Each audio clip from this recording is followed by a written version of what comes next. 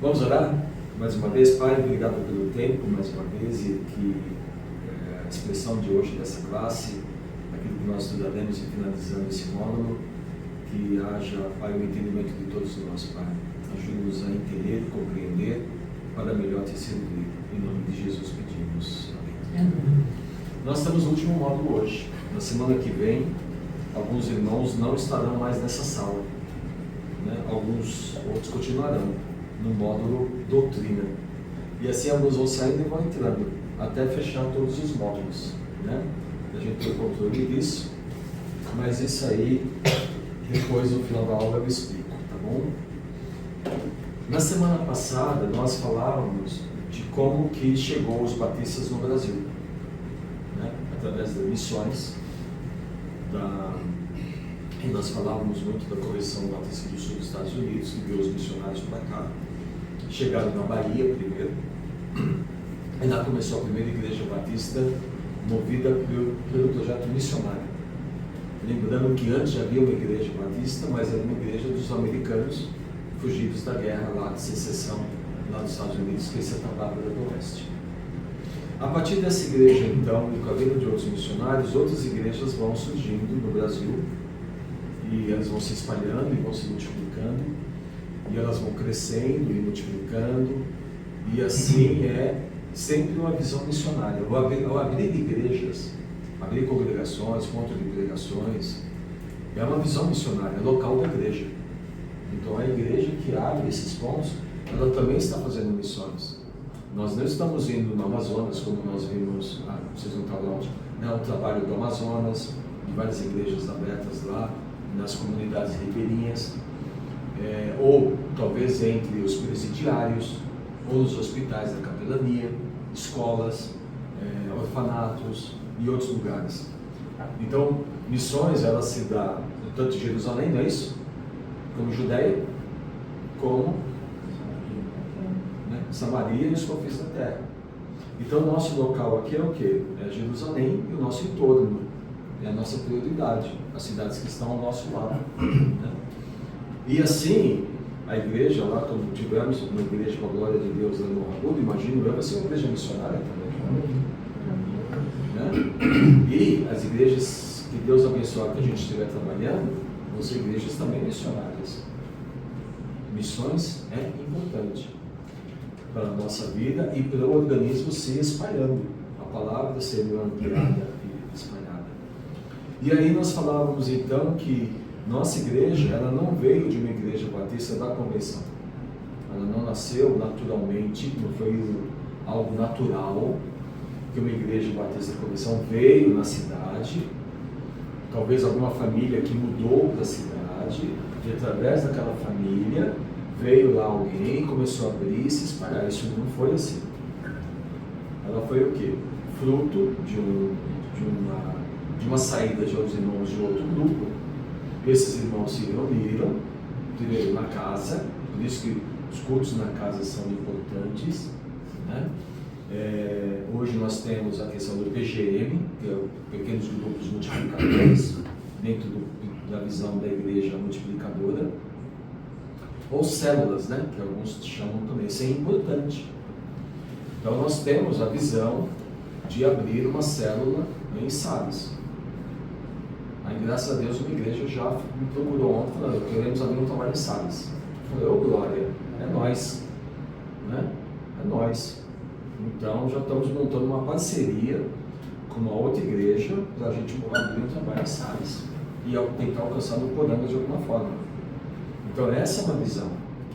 Mas a gente precisa ter visão. E isso, para mim, para o reino, é importante. Então, nós, esse grupo de irmãos, então, que saíram de uma determinada comunidade, se reúnem então nas casas e lá ficam durante um tempo, sob uma liderança. E com o passar dos anos, essa igreja resolveu se organizar. Então, quando ela resolveu se organizar, a liderança, então, junto com os irmãos, resolveram pedir que a associação, né, de Batista de Rio Preto, mais a convenção viesse e organizasse. Então, Foi pedido isso, essa comunidade de irmãos passou então a ser uma congregação da PIB de Rio Preto, porque no meio da convenção não existe meios de uma igreja já formada passar para a convenção direta. Isso não existe. Não existe. Então, se eu tenho uma igreja batista X, de um grupo qualquer, numa cidade Y, e eu quero me unir à Convenção Batista Brasileira, Associação, à Convenção do Estado, ela tem que ser encerrada para ela se tornar uma congregação. Ela tem que dar um passo para trás, se tornar uma congregação. Aí uma igreja da convenção tem que ser a mãe dela, preparar essa igreja para o concílio, né? Porque a igreja ela passa pelo concílio examinador. Aí ontem eu estava conversando com o pastor, eu participei lá do concílio da igreja, não, Vanderlei, não sei se você lembra, né? Eu fui o examinador da igreja, desta igreja hoje, né? Passa pelo concílio, sendo aprovado, aí ele é organizado. Então esses irmãos que estavam aqui vão para a igreja da PIB de Rio Preto, entram no hall de membros da igreja de lá, e aqui fica então uma congregação. Passa um tempo, prepara-se a igreja para esse exame, aí pede a igreja de lá, de PIB, pede para a associação o exame da congregação. Aí marca esse exame, os irmãos da igreja vêm até a igreja naquele dia, horário marcado, todos os irmãos. O pastor não participa. E aí, chicote nos irmãos. Chicote no sentido de perguntas e respostas. Principalmente questões de eclesiologia, né? E de princípios batistas da convenção. Como se organiza a convenção, o que é um PAC, o que é um PAN, todas essas questões são trabalhadas pela igreja. A questão da nossa identidade. Então, uma vez aprovado, então marca-se o culto de organização. Aí feito o culto, nesse culto é transferido todos os irmãos da igreja, no caso da PIB, para a nova igreja chamada Igreja Batista Pedras Vivas em Orlândia.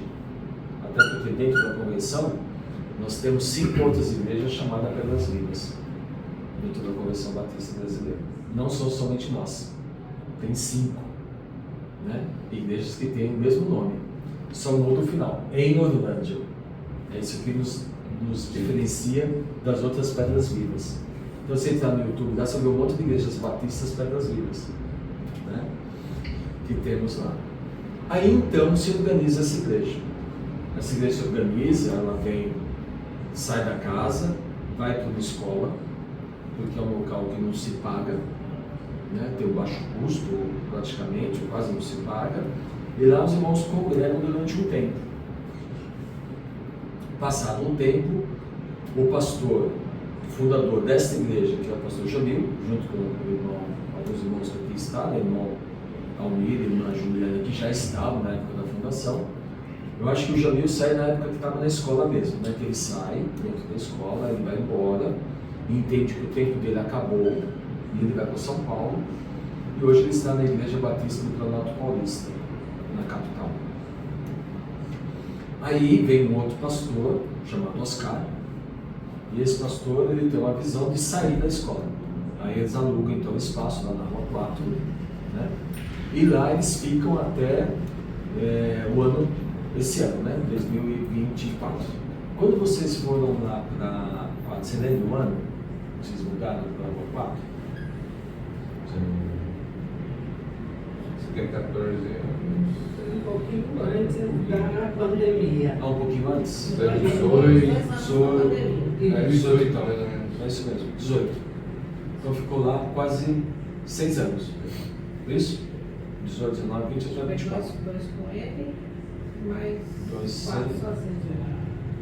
Então, 6 anos. Ficaram lá. E aí os irmãos resolvem mudar para esse endereço atual, que também é lugar. Né? E então nós temos aí também, entre tantos desafios, a nossa campanha de compra de um terreno. Né? Que devemos começar em breve aí, a compra do terreno e depois dessa compra a gente fazer a fundação desse terreno, prepará-lo para receber, esperamos em Deus, a doação da capela. Aí vem a missão e constrói a capela para a gente, né? E aí, a partir daí, problema não, aí a gente se vira. Então, a missão vindo e já construindo a capela, ótimo, que é o que está acontecendo na igreja Irmã Nossa em São Joaquim da Barra, né? Na São Joaquim aconteceu um pouco diferente, eles tinham já um terreno, foi vendido o terreno, tá? E o supermercado comprou o terreno, pagou um valor X, com esse valor X compraram um terreno em outro local e com esse dinheiro que sobrou, eles estão fazendo a parte da infraestrutura lá de São Joaquim. Essa semana eu estarei indo lá, eu e mais alguns pastores lá, que a gente está conversando algumas coisas. Então eu estarei indo lá e conhecendo, não conheço lá nenhum, né? Então lá em São Joaquim tem esse princípio. Então eles estão preparando o quê? Para receber a capela.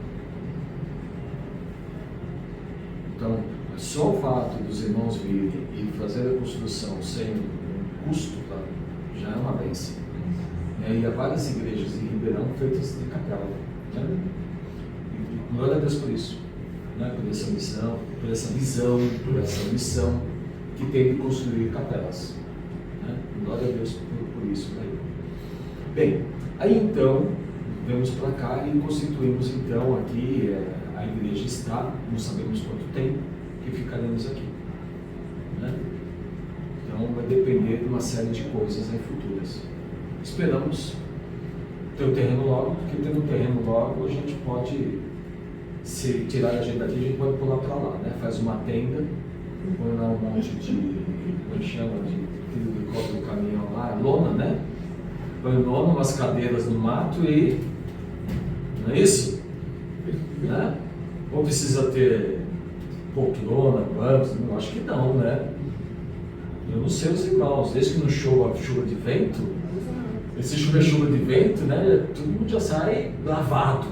Nós temos chuva de poeira. Também, é verdade. Mas nada que o banho em casa não resolva, né? Se tiver água. Mas também é outra questão.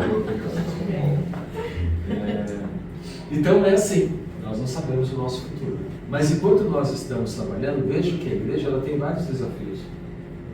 Ela tem o desafio de se organizar internamente através dos seus ministérios. Ela tem o desafio de levantar o valor de compra de um terreno. Eu fico andando pela cidade e eu fico assim com Deus, Senhor, é este? Você fica pesquisando? Não, eu fico olhando, só é passando vontade. Mas não é pecado. Não, eu acho que não. Então, como um pastor que ele fala assim para mim, ele fala, pastor, a gente tem que sonhar. Lógico. O pastor que não sonha está morto. Não um pastor que não vou falar o nome, tem que sonhar. Aí a esposa dele fala, cai na real. Não é pra terra. Né? Mas é assim mesmo, o sonho o outro puxa, né? Você está subindo, está puxando, mas é assim mesmo. Né? A gente é meio otimistas, né? E assim vai. Então nós temos o desafio temos o desafio da abertura de novos trabalhos, temos o desafio de evangelizar a cidade. Então veja que são vários desafios ao mesmo tempo. E não dá para falar, vamos parar.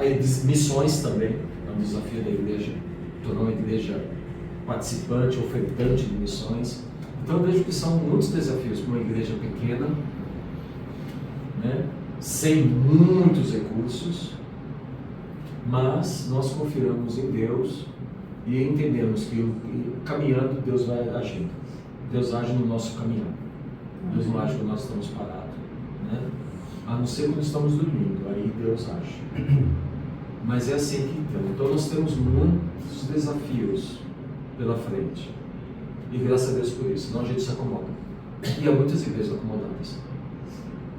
Né? É aquela rotina, aquela coisinha e deixa a vida me levar. Bem, a Igreja Batista das Vidas de Rolândia, ela é uma igreja que, como uma igreja batista, ela tem a Bíblia como a palavra de Deus. Nós vamos estudar isso a partir do domingo que vem na classe de doutrina. E ela também tem questões espirituais a Bíblia, principalmente o Novo Testamento. Agora, ela também tem uma obrigação junto com o governo. O governo federal nos obriga a cumprirmos algumas regras de leis. Então, para isso, a igreja ela também tem que se organizar juridicamente. Ela tem que ter um CNPJ. Não é porque nós queremos, é porque a lei nos obriga a isso. Não é uma opção nossa. E quando nós temos então um CNPJ, nós abrimos uma associação. Então a igreja ela é uma, para os olhos do governo, a igreja ela é uma associação. É uma associação que tem um CNPJ. 11.979.174, verso 1064. Esse é o CNPJ da igreja. E para a igreja se organizar, para o governo, ela tem que ter a sua lei. Essa é a lei interna dessa igreja. Qual o nome mesmo?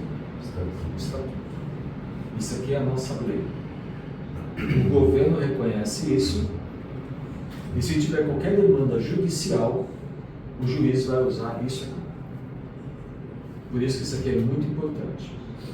Não só a igreja tem, mas também quando os irmãos já têm eu mandei para todos os irmãos aí que eles foram recebidos como membros, de novo eu mandei para todo mundo, porque é importante que todos saibam o estatuto da igreja, para saber quais são os seus direitos e os seus deveres, certo? Antes de se tornar membro. Então, ele vai falar da Constituição, no dia 27 de junho de 2009, que ela foi criada. Ela determina no artigo 2 que Jesus Cristo como Senhor, Salvador e Mediador, a Bíblia como regra de fé, culto, disciplina, conduta, e adotando os princípios da doutrina da Convenção Batista Brasileira. Isso é importante. Quando nós vamos organizar igrejas, isso tem que estar no nosso estatuto, né? Que ela adota a declaração doutrinária da Convenção Batista Brasileira. Sem isso, a igreja não adentra dentro da convenção. Tá? Ela tem que colocar isso como uma regra, tá? Dentro disso. Lembrando também, é importante que, para nós, todas as igrejas batistas da convenção elas são autônomas. Então, ser arrolado na associação da Convenção Batista do Estado, da Convenção Batista Brasileira, de forma nenhuma significa submissão, interferência. Isso não existe. Toda igreja, como princípio batista, nós somos congregacionais, todas as igrejas elas são não independentes, são autônomas. Certo? Ela tem a sua autonomia uma vez organizada. Quando ela é um ponto de pregação, uma frente missionária, uma congregação, ainda ela responde para a mãe, a igreja mãe. Depois que ela é organizada, já não. Aí ela tem a vida própria dela, né? Em relação a isso. Então ela está falando aqui que ela constitui uma pessoa jurídica para cumprir as leis. E ela fala por que ela existe. Por que essa igreja existe nos estatutos? Prestar culto e proclamar a palavra de Deus, estudar a Bíblia, visando a edificação espiritual dos membros, cultivar a comunhão e relacionamento, e promover o Evangelho e a expansão do reino de Deus no mundo. Então nós estamos aqui, está escrito aqui. Então o que nós estamos fazendo hoje tem embasamento estatutário, que é o quê? Ele diz: promover por todos os meios biblicamente legítimos o progresso do Evangelho de Cristo e a expansão do reino de Deus no mundo, cooperando essa missão com as demais igrejas da mesma fé, para que tudo Deus seja glorificado. Então nós nunca nos uniremos a um outro grupo batista para abrir igrejas, a não ser igrejas irmãs nossas, no mesmo princípio, né? Artigo 5, então, diz que ela também poderá criar organizações e departamentos. Nesse ponto aqui, é bom entendermos que a igreja, na minha visão, que eu aprendi e penso, e biblicamente também entendo isso, a igreja não tem departamentos.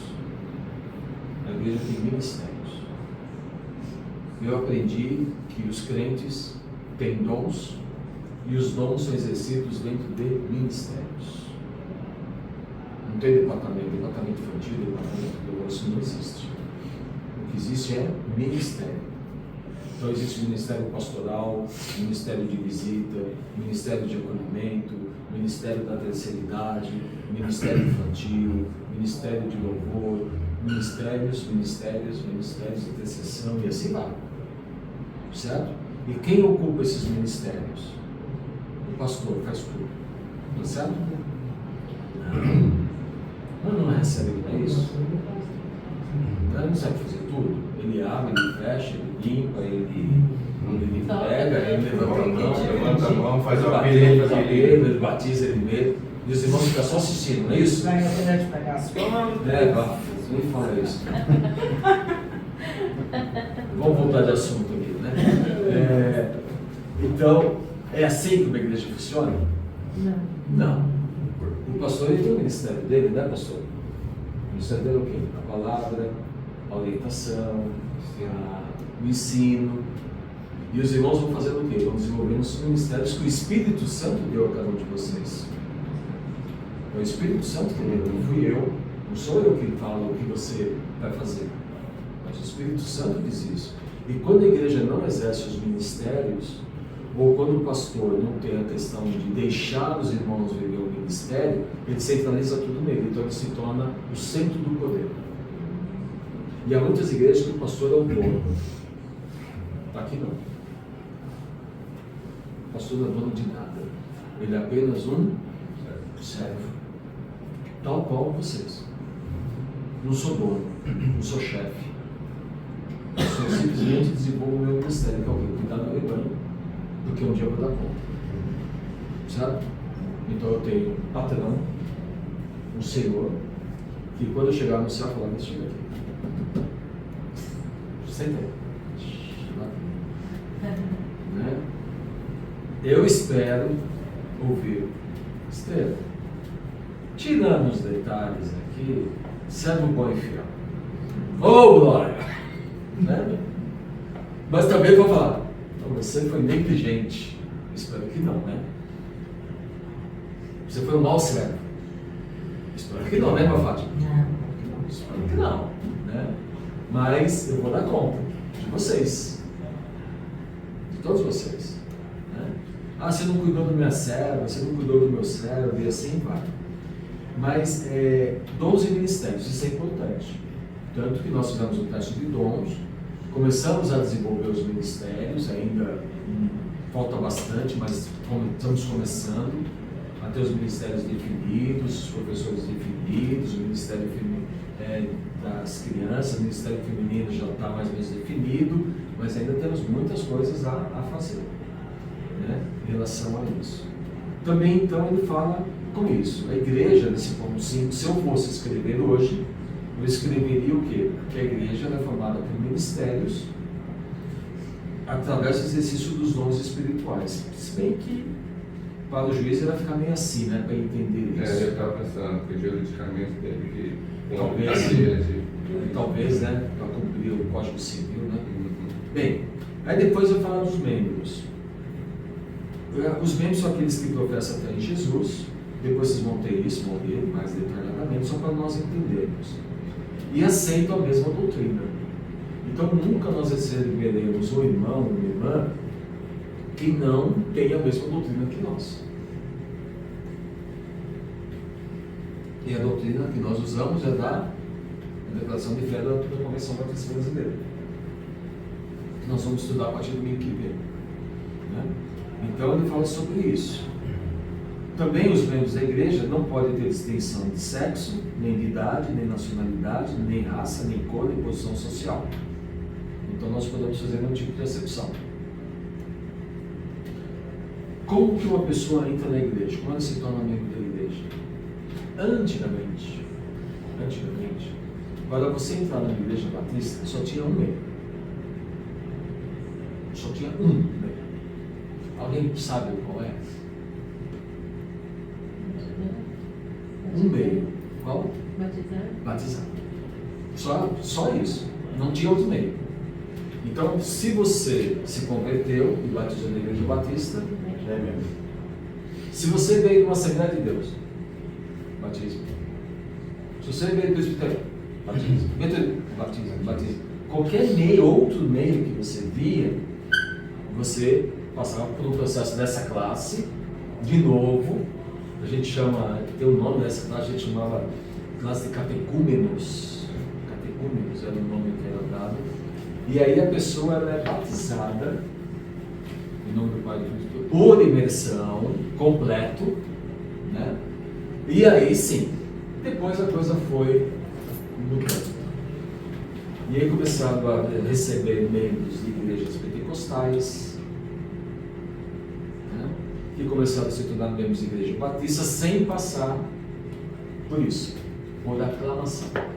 Hoje, a aclamação é um meio pelo qual se recebe muitos irmãos de outras denominações, inclusive de outros grupos batistas, né? Pela aclamação. Então eu sou batista por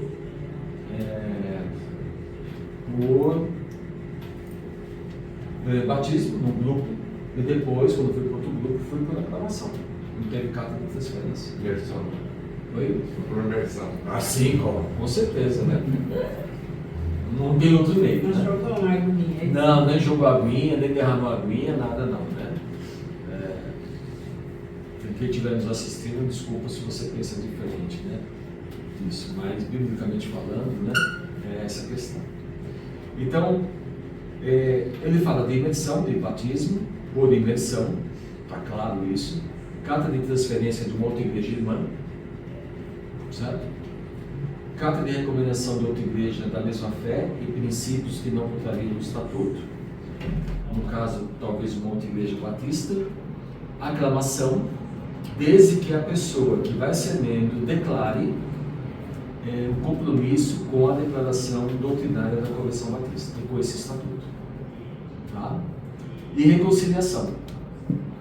Ele diz aqui, o batismo bíblico por imersão é pré-requisito para qualquer pessoa que solicite, ou seja, qualquer pessoa que venha e não foi batizado por imersão, não é válido. Certo? Um presbiteriano, por exemplo, um metodista, tem que passar pelo batismo. Estava falando ontem com alguém lá na associação falando sobre isso, que... lembrei, foi um dos pastores de Franca, que o namorado de uma irmã da igreja, ele é presbiteriano. Aí eu falei, você já presbiteriano, eu já vou batizar de quando? Já estamos em processo dele, né? Por imersão. Bem, também, da mesma forma que entram pessoas saem. Igreja é um local assim. Igreja é um local que chegam pessoas e é um local que saem pessoas. Não é um lugar que só entra, sai também. E as pessoas vão dizer por vários motivos. Por N motivos. Né? Às vezes uma desavença com alguém, às vezes uma questão de não concordar com alguma coisa, às vezes ter uma igreja mais próxima da casa dele ou dela, enfim, N motivos. Mas a igreja, ela também exerce a disciplina. E a disciplina é o quê? O desligamento do rol de membros que não estão de acordo com as escrituras ou com o estatuto. Exemplo, infringir os princípios éticos, morais e boa conduta defendida pela igreja. Então, se a pessoa vive uma vida que está fora dos conceitos bíblicos, ela é desligada. Defender e professar doutrinas ou práticas que contrariam a declaração doutrinária. Também. Prejudicar o bom nome da igreja. Desrespeitar o estatuto ou as decisões da igreja feitas em assembleia. Ausentar do culto ou deixar de participar das atividades da igreja por tempo julgado suficiente. Ele não fala tempo, mas normalmente a gente dá 6 meses, buscando a pessoa até 6 meses. Depois disso é desligado. For desvinculado da ordem de membros da Assembleia Geral, também por comunicação, a pessoa pode pedir para se desligar. Então tem até uma carta de um irmão aqui, que eu fiz para ele, que ele vai se desligar da igreja que ele está hoje, para ele poder se ligar a esta igreja. Então eu fiz a carta de desligamento dele, como se ele tivesse feito. Quando ele tem dificuldades, ele pediu para eu fazer, eu fiz. Ele vai assinar, vai levar na igreja lá, protocolo, acabou. Aí ele tem o quê? Vai ser recebido aqui por aquela nação em dezembro. Né? Então, essa questão. E também, pessoas que pedem carta para as outras igrejas. Então, os irmãos, por exemplo, lá de Morabu, né? Eles vão se tornar membros da igreja, de uma igreja mãe. Sabe? Uma igreja mãe. Então, os irmãos que forem se tornando membros lá, eles vão se tornando membros aqui, na verdade.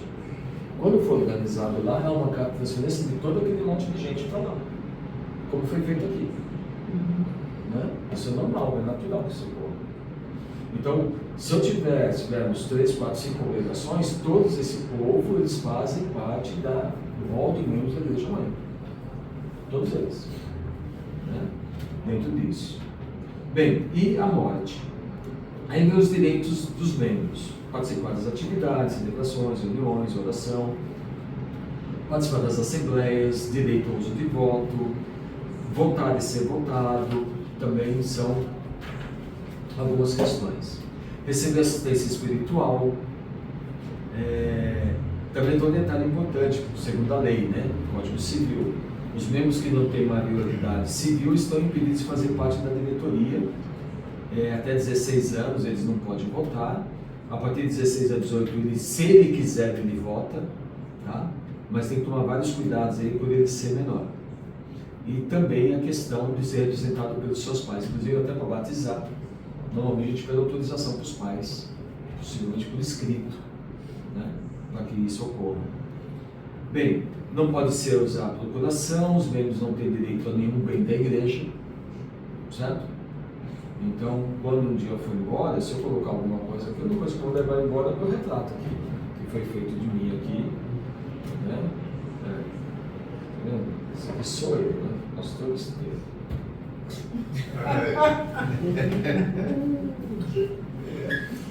Foi os adolescentes que fizeram, então vão falar o quê, né? Amém, glória a Deus, né? Tudo é graça, não é isso? Exatamente.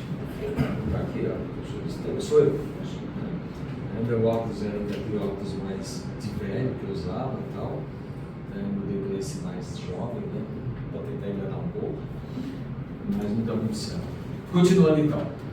Aí ele vai falando sobre os deveres, né? Participar, manter conduta, patrimônio. A gente fala do patrimônio. Então, tudo que nós colocarmos aqui não é de nenhum de nós. É do reino. Tudo que está aqui é do reino.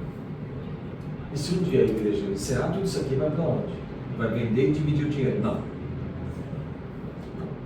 Vai para alguma igreja e ela vai dar uma destinação. Certo? Tudo. Então, tudo está aí no reino. Eu não sou dono de nada aqui. Correto? Nada. Os recursos também provêm de dízimos, ofertas, contribuições espontâneas, que são dados voluntariamente, como ato de fé. Não podem ser reivindicados por ninguém. A igreja também pode receber doações e legados e tal. Às vezes eu fico pensando, nossa, é tão bom a gente ganhar uma doação, né? De um terreno ou qualquer coisa semelhante a isso, né? A gente sonha. Tem que sonhar. E às vezes acontece, né? Sim, quem sabe, né, irmão? Você defende. Eu tenho. Mas eu não sei, eu acho que o outro pessoal lá não recebeu. Eu já exerci a fé. Deus está falando, doa ele que não quer dar. É por isso que não recebeu de dar ainda. Revelação? O pastor estava orando, pedindo André, né? Uma irmã de São Paulo, do nada, recebeu não sei o que lá, mãe, não sei o pastor está aqui no dinheiro dele. Ai, glória a Deus. Cadê o grupo de intercessão aí? Então, por isso que eu estou tem que confiar. Sim, Mas eu tenho que sonhar. sonhar, pedir, né? Vamos orar. Vamos orar. Ele é dono de tudo, ele sabe. E move pessoas que, como a irmã diz, nem sabem. Às vezes as pessoas falam assim, fulano deu aquilo ali, porque ele é muito bom, ele gosta do bom. E eu aprendi isso, mesmo não sendo cristã.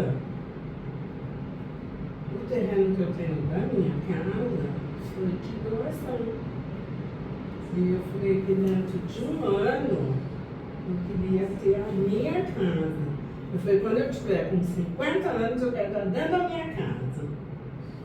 Quando eu fiz 50 anos na semana, quando foi na outra semana, eu estava dentro da minha casa, só não estava pronta por fora, mas dentro, Um palácio. realmente, porque eu falo que a casa não é minha. Eu falo que tudo que eu tenho é o Senhor que me deu. Amém. Glória a Deus. E eu faço tudo isso para a glória dele. A minha casa é do Senhor, o meu dinheiro é dele, ele que administra as minhas contas. Eu vou lá e eu pago, né? Eu falo, Senhor, eu estou que estou cuidando. Porque muitas vezes nós não sabemos administrar o nosso dinheiro. Né?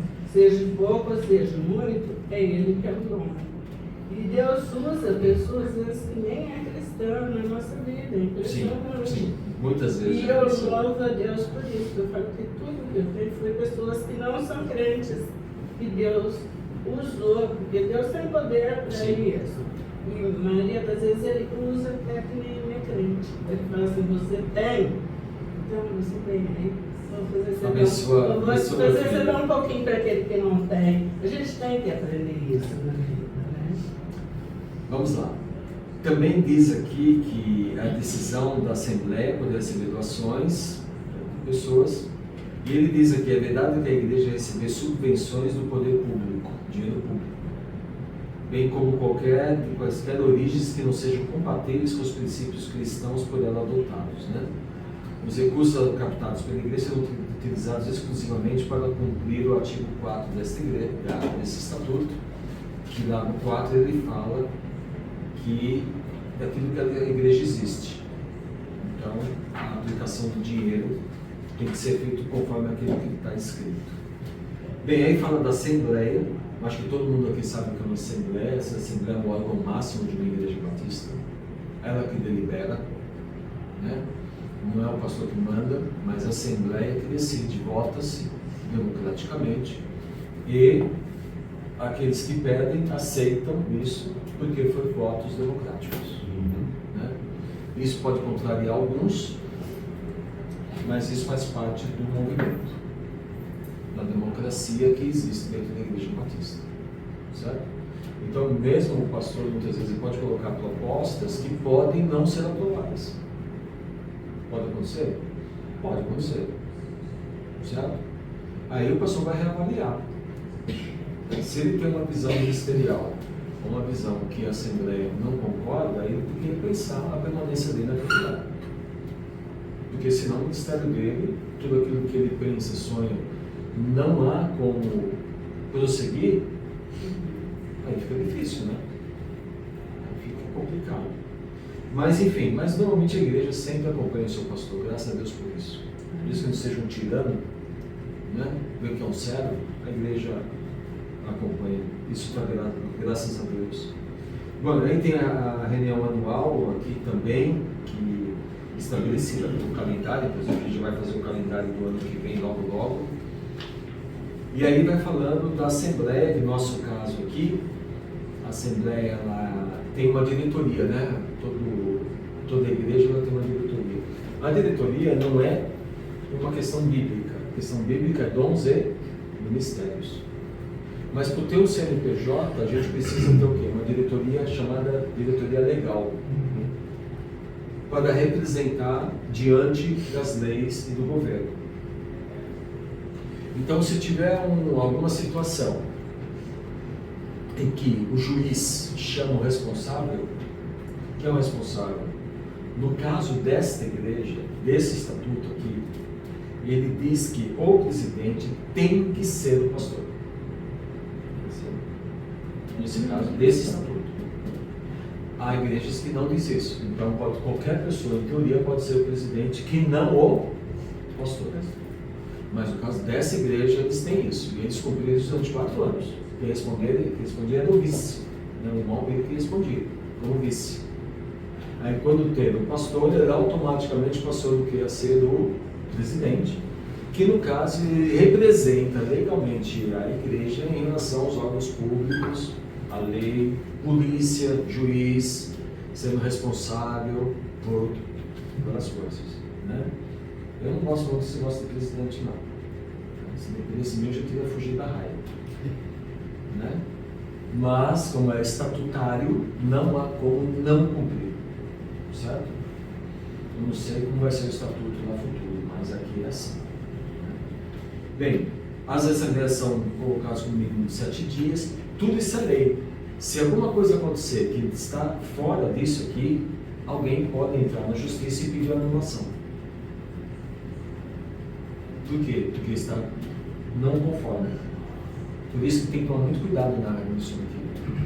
Eu, enquanto na figura de presidente, a minha função, a responsabilidade é que isso se cumpra. Então, toda vez que eu vou colocar alguma coisa, eu vou lá e procuro, conforme tal, conforme, já posso até para o secretário. Nós vamos tratar desse assunto conforme parágrafo tal, artigo tal, parágrafo tal. Esse assunto, artigo tal, parágrafo tal. Esse assunto, artigo tal. Porque se houver qualquer questão, já está subsidiada pelo estatuto. Então, se chegar na mão do juiz e ele ver que aquilo foi feito conforme, ele vai perder. Quem fizer uma demanda, né, contra a igreja. E essa questão judicial é muito importante. As pessoas às vezes não dão valor. Mas eu já vi situações complicadas de perda de igreja, perda de patrimônio por causa de estatuto e por causa de assembleia e de atas. Atas é uma questão muito importante. Então, o ideal é que todas as atas sejam registradas em cartório. Todas, sem exceção. Principalmente quando tem movimentação de de membros. Para não haver, escolheu a pessoa e não registrou a ata. Então ela pode questionar, dizer, não fui excluído. Não está registrado. E aí esse grupo que foi excluído por algum motivo pode vir querer participar da assembleia ou fazer uso do direito. Ah, mas você foi excluído? Não. Como foi excluído? Não está lá nos registros. Aí os direitos morais, como assim? Aí se já vem com esse princípio, né, que não tem, né? Só vem com uma legal, né? Mas já vem com uma fé. Né? Age com uma fé. Então, essas questões. Cabe então a diretoria, a assembleia, né? A assembleia da igreja, ela elege a eleição ou demissão do pastor. Então a igreja também, não é pelo fato que o pastor vem que ele tem que ficar de eterno. De repente ele pode não mais bem servir a igreja. E a igreja pode ser unida à assembleia e voltar pela descontinuidade do seu pastorado. É um direito. Alguém pode não concordar, mas é um direito. Né? Eleição dos membros da diretoria. Então, no ano que vem, não esse ano, mas no ano que vem, no final do ano, nós temos uma nova eleição. Aqui a diretoria é bienal. A cada 2 anos, não é anual, como normalmente se faz. Com 4 anos. Oi? 4 anos. Nesse caso aqui é 2. Não sei se já viu alguma que é 4?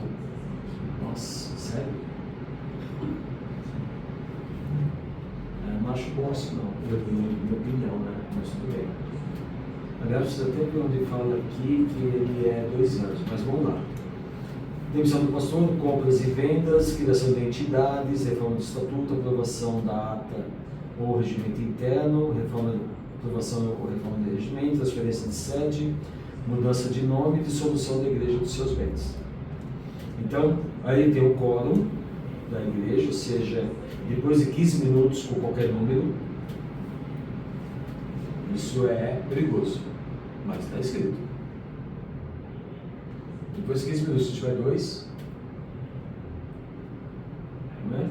Ele diz aqui, primeira convocação de 50% mais 1, no total dos membros, tal, depois de 15 minutos, você vai deliberar sobre os assuntos pertinentes a linhas tais, quando requerida 50% mais 1 do total de membros da igreja em primeira convocação, ou de 1/3 dos irmãos da igreja em segunda convocação. Aí vai falando do quórum, 15 minutos e etc. Depois, ele vai passar aqui para a diretoria. Na diretoria da igreja, então ele vai falar que existe um diretor, um presidente, um vice-presidente, um segundo vice-presidente, um primeiro secretário, um segundo secretário, um primeiro tesoureiro e um segundo tesoureiro.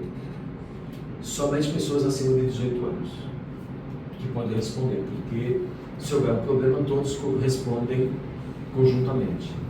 Excetuando o cargo de presidente, os membros do Conselho de Líderes Espirituais da Igreja, o mandato da diretoria será de 2 anos, sendo permitida a reeleição.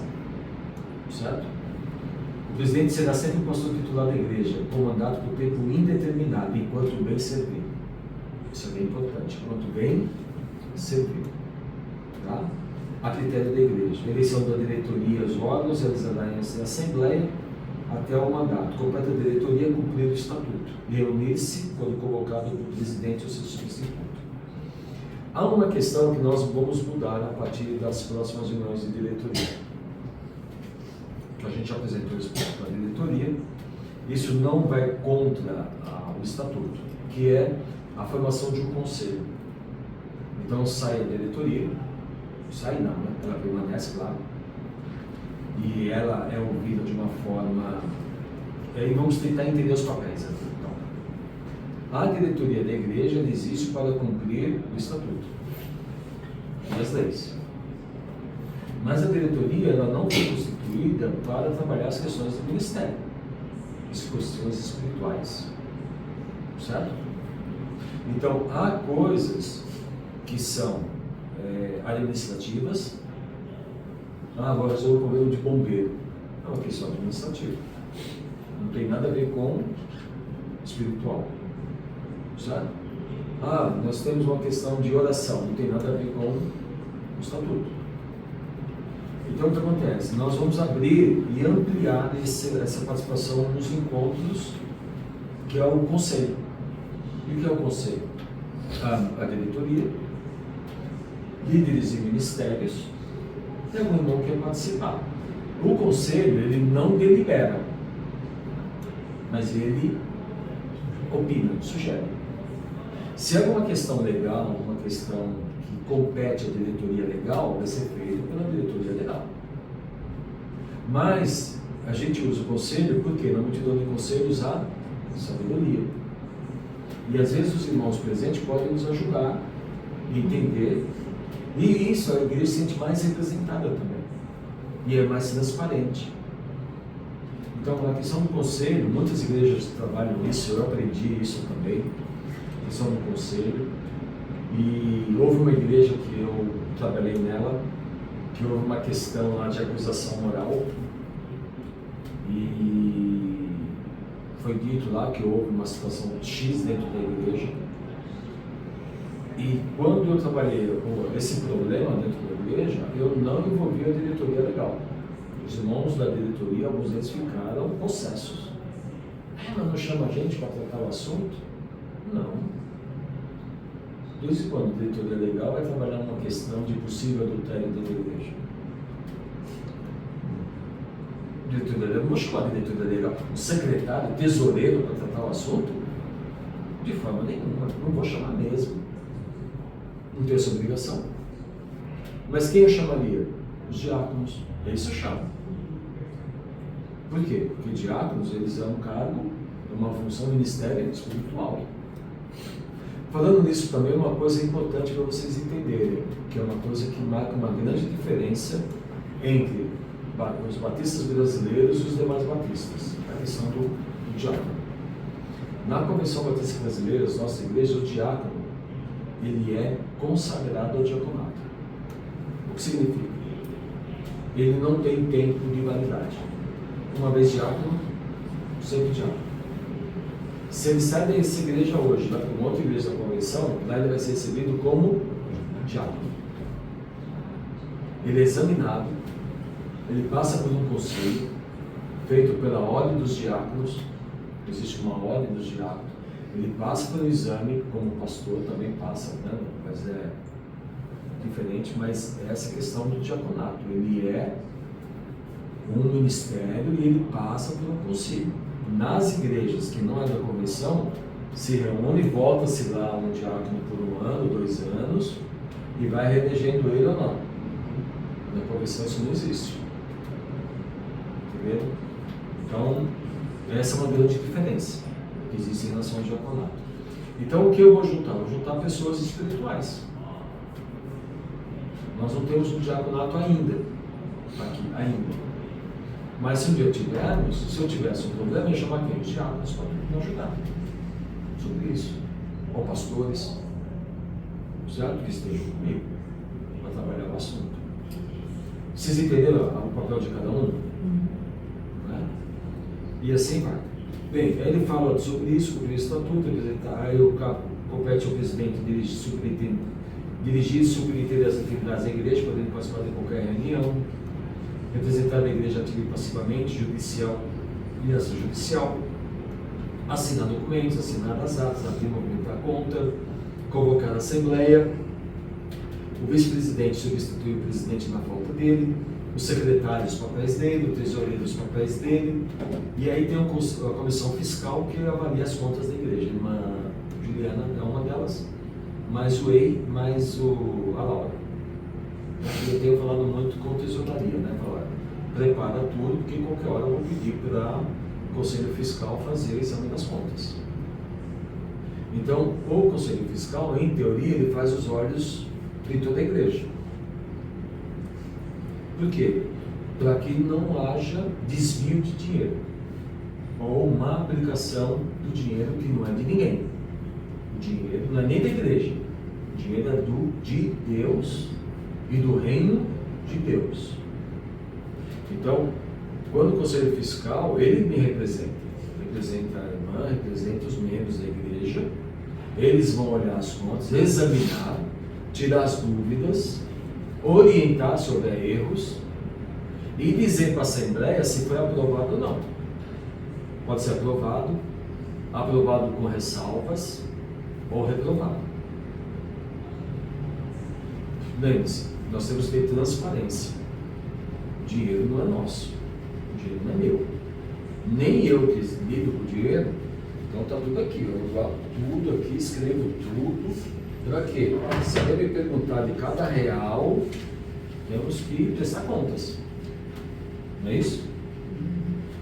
Por quê? Porque há roubos dentro da igreja? Há tesoureiros que dão desfalque? Tem. Tem pastor que leva e rouba dinheiro da igreja? Tem. Tem sim. Pior que tem, né? Tem. Tem pastor que faz uso do dinheiro que é da igreja por benefício próprio? Tem. Então nós temos que tomar cuidado para que isso não aconteça. Certo? Então, se o pastor tem uma dificuldade, o que ele vai fazer? Ele vai chamar a diretoria. Não, estou com uma dificuldade X. E a diretoria delibera. Mas isso é feito o quê? De forma transparente. Não é isso? Pediu emprego, irmão, o negócio está feio lá em casa, lá, o que os irmãos podem fazer? Pastor, vamos te dar uma cesta básica lá, mais uma dúzia de ovo. Amém. Né? Não é isso? Aí chama a diretoria e vai explicar, irmãos, isso, os irmãos vão me liberar. Não, vou tirar mais 100 reais a mais, é porque eu estou precisando. Não posso. Não devo e não posso. Ou não posso e não devo. Correto? O dinheiro não é meu? Bem, para isso então existem alguns mecanismos, né, que é a questão da assinatura dupla. Eu posso fazer um lançamento lá, um Pix para mim, aí o tesoureiro fala, mas o que é isso aí, pastor? Então, isso aí não é para eu comprar bife. Está chegando o Natal, né? No Natal comeu um colchão mole, né? No Natal. Não estou rindo, né?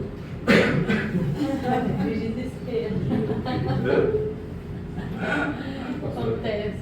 Está no nível mais médio, né? Vocês comem bife todo dia? O que é isso aí? Como é que chama isso? Não sei qual que é. Vocês comem alcatra todo dia? Ou toda segunda, quarta e sexta e na terça come lombo, na quinta come, né, peixe, não é isso? Pescado, né?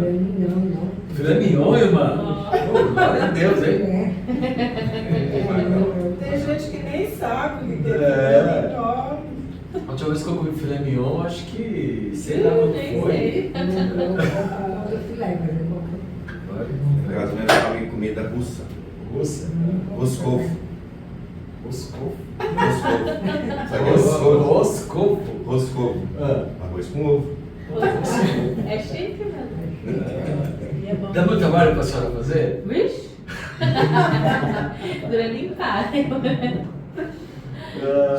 Mas é assim, né? Então, a gente fala brincando, né? Mas a questão do dinheiro é uma questão muito complicada. E é fácil de desviar. É muito fácil. Mas quando a igreja não está atenta. Existem 3 coisas assim que é muito problemático. A questão da sexualidade, do sexo dentro da igreja, a questão do dinheiro e a questão do poder. São 3 grandes problemas. Se nós, assim, às vezes a gente é meio chato para tentar evitar a possibilidade. O dinheiro é uma delas. A questão do poder é uma delas. Nós não podemos ter estrelinhas dentro da igreja. Não pode. É uma questão é muito séria a questão do presidente. Tem igrejas que o pastor não é um presidente, tem um presidente que é membro. Só que ele não sabe o quanto a responsabilidade do presidente é grande. Talvez se ele visse, ele não ia querer ser. E a gente saiu de um lugar que a presidência não queria sair, tipo, deve pedir voto pra gente. Tipo, irmão, vota em mim, de novo. Já era, acho que não sei se era o 4º ou 5º, sei lá. Não queria sair da presidência. Então, tipo assim, se ele visse a responsabilidade que é um presidente, Não ia querer ser. talvez só pelo status de ser presidente, mas e a Pelo responsabilidade do presidente? É grande demais. Mas é isso aí mesmo. Fácil de. Continuando então, a questão do Conselho Fiscal, a Juliana está aqui, é uma coisa importante, porque vocês são os nossos olhos. E vocês têm que ser chato. Porque não é que você está sendo chato com a pessoa do texto da lei, mas com o processo. Né? Os oficiais da igreja. Os oficiais da igreja são pastores e diáconos, conforme aquilo que se encontra no Novo Testamento. A igreja terá um pastor titular e poderá ser auxiliado por outros ministros e oficiais a critério da igreja. O pastor exercerá seu ministério orientado pela Bíblia. Isso é muito importante também. Uma igreja cujo pastor não tem as práticas bíblicas ou venha com coisas meio estranhas, bota para correr. Seja ele quem for. Pastor, tá lá. Porque ele não está aqui para fazer a vontade dele. Ele está aqui para fazer a vontade de Deus. E a vontade de Deus não contradiz as Escrituras. E as doutrinas. Doutrinas não se mudam. Nós falávamos tanto da divisão que houve das igrejas no passado por causa das questões doutrinárias. As pessoas esquecem que aquilo foi no passado.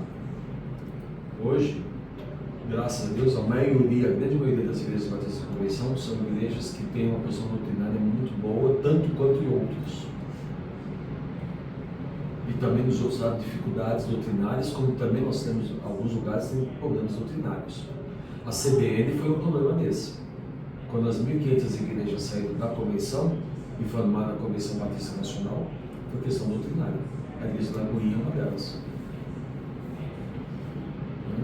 A Lagoinha e outros movimentos saíram da Convenção Batista Brasileira por questão doutrinária. E o Ernesto Tolini levou 1.500 igrejas com eles, que eram igrejas pentecostalizadas. Bem, então ele fala sobre isso. Também fala aqui, parágrafo único, Conselhos de Líderes Espirituais, artigo 33. Deixa eu ver aqui esse artigo 33 aqui.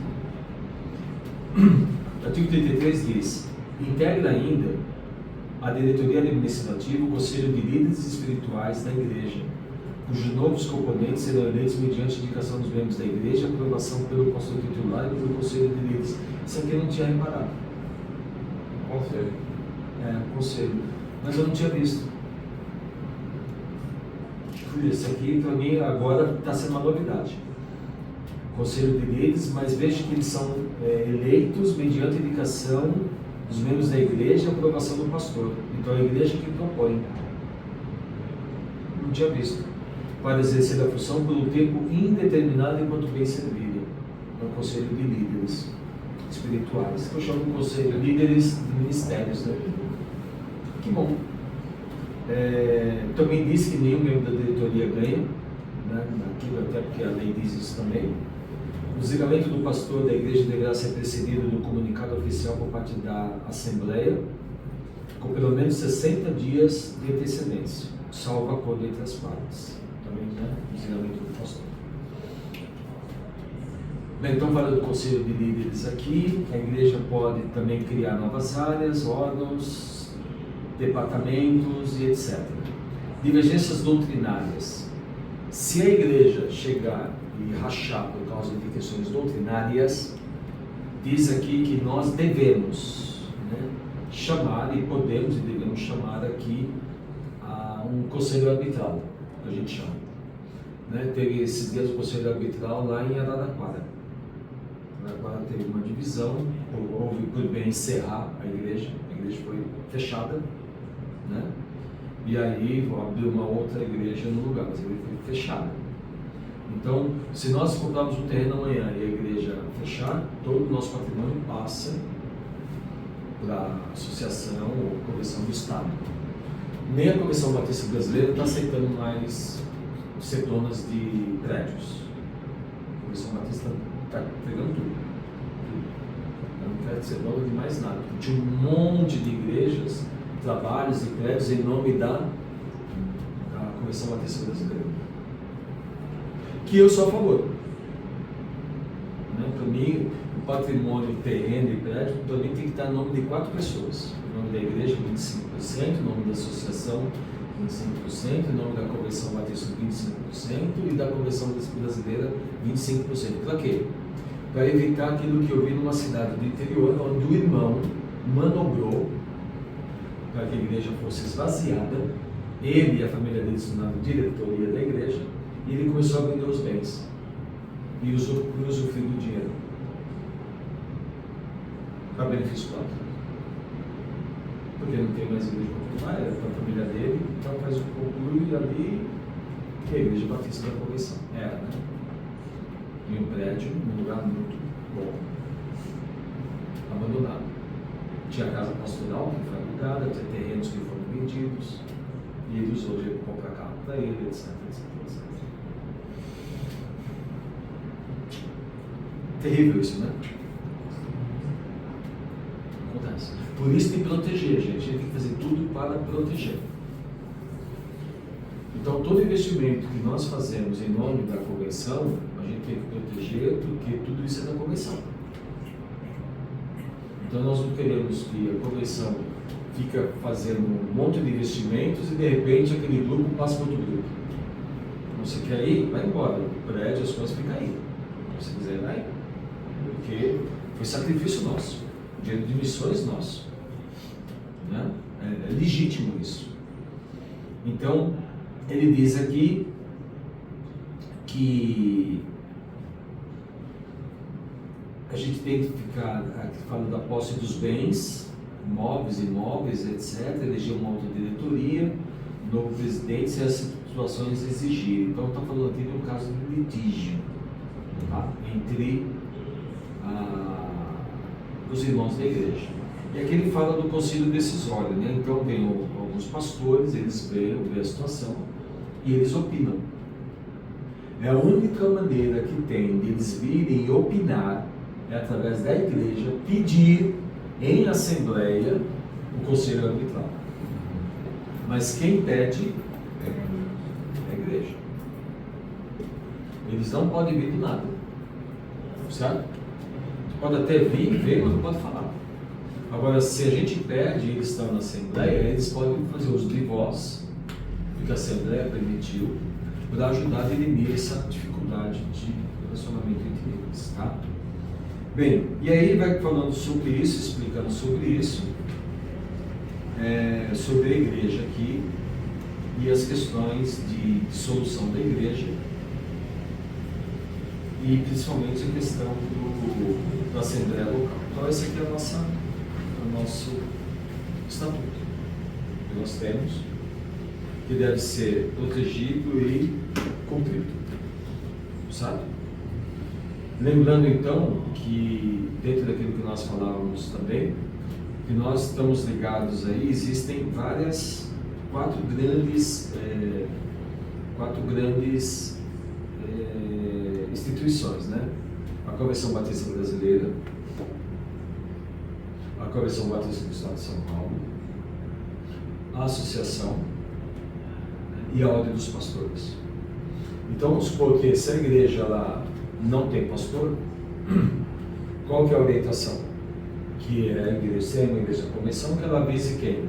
A Associação e a Ordem dos Pastores. Certo? Para quê? Para que ela indique pastores da convenção. Para que não venha aqui um pastor de outro grupo. Lembrando que a igreja tem o direito de escolher o que ela quer. Mas é bom que ela sempre procure a ordem e também a associação. Para dizer, ó, estamos sem pastor, nos ajude aí.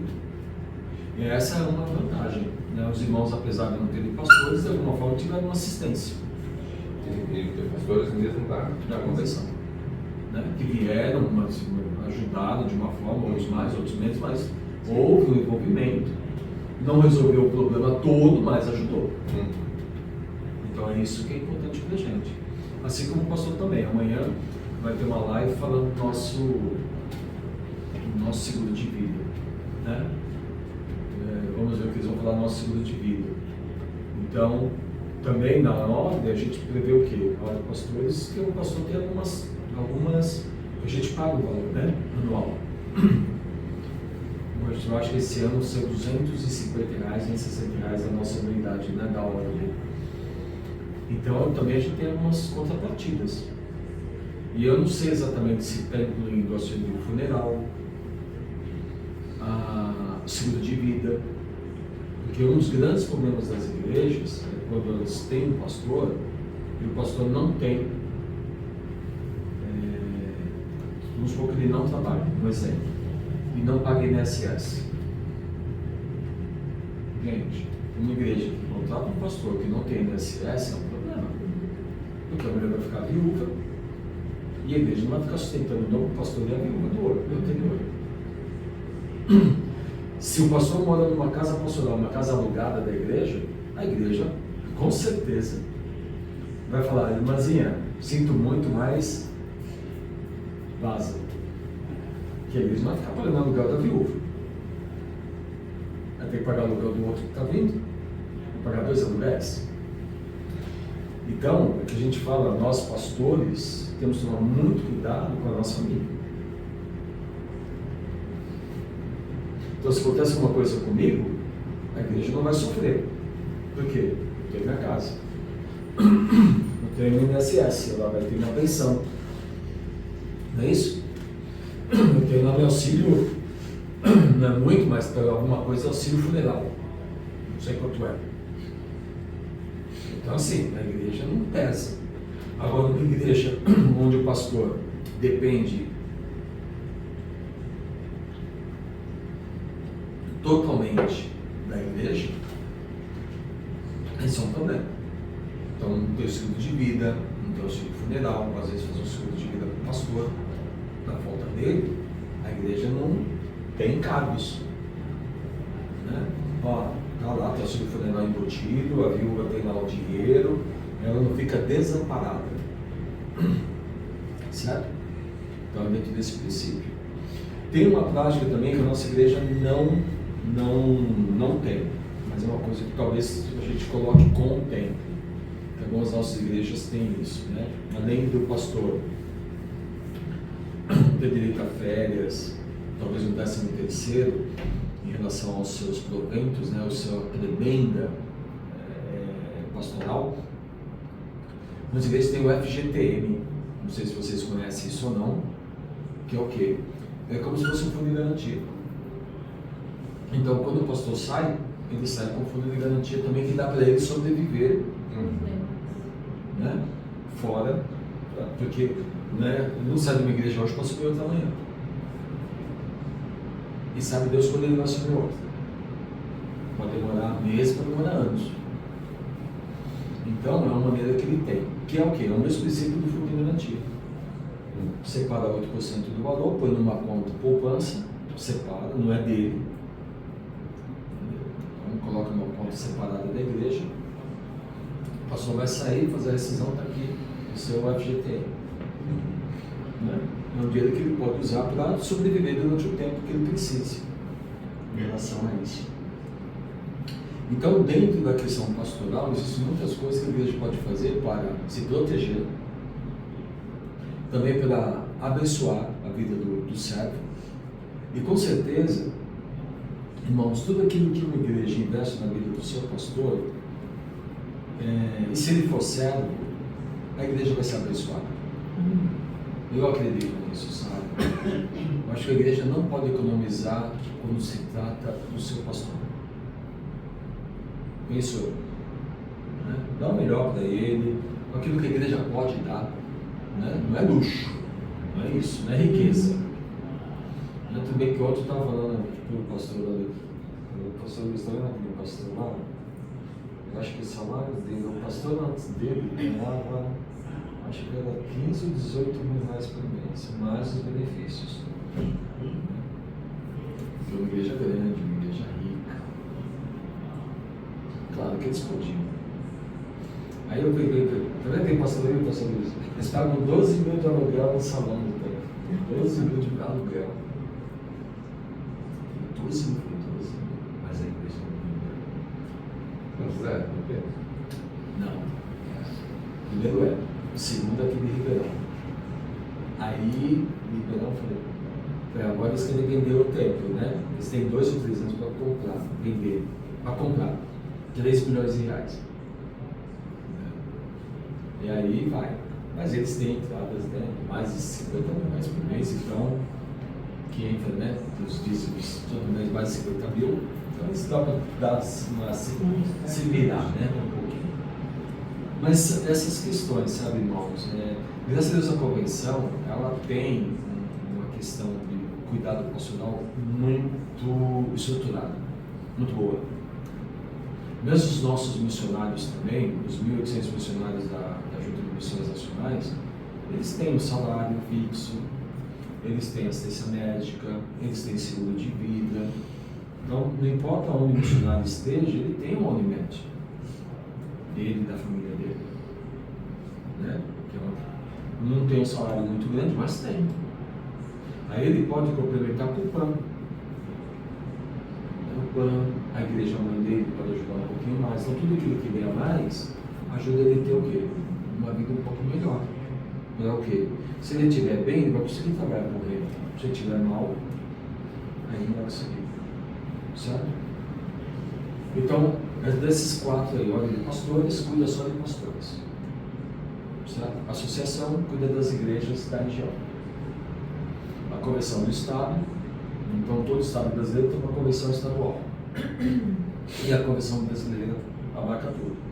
Acima da convenção brasileira tem a Aliança Batista Nacional. Então nós temos a Aliança Batista Nacional, que é o quê? A união de todas as igrejas batistas do mundo. Né? Então ela representa os batistas no mundo todo. Não os grupos diferentes, mas os batistas que saem da mesma visão, ela tem a Aliança Batista Mundial. Né? Grandes pregadores como aquele que era um grande evangelista que morreu lá, Billy Graham, era o pastor da convenção. Né? Muitos grandes pastores eram pastores da Convenção Batista Brasileira. Né? E assim, então, deu para os irmãos entenderem, desde quando a igreja iniciou, lá no ensino do Espírito Santo, como que ela foi se propagando com a perseguição, como que ela foi perseguida, como surgiu a Igreja Católica, os movimentos de outros pequenos movimentos contrários à Igreja Católica, como que depois veio a Reforma Protestante, que nós não temos nada a ver com os anabatistas, né? A questão da Igreja Batista lá na Inglaterra, Holanda, a fuga deles para a Nova Europa, o Novo Mundo, que é os Estados Unidos, a formação, o crescimento batista nos Estados Unidos muito grande, depois os mesmos missionários que vêm para o Brasil, e a propagação até chegar na igreja aqui, e onde nós estamos. Nós fazemos parte da Associação de Rio Preto, que são mais 40 e poucas igrejas e congregações, e da Convenção, né, Batista.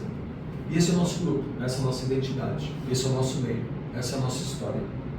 Saber de onde viemos, quem somos e para onde vamos. E defender isso. Né? Com a ajuda de Deus. Amém? E as igrejas que vierem a partir dessa igreja seguem o mesmo caminho. Tá? O mesmo caminho que nós seguimos até aqui. Né? Tudo para o reino.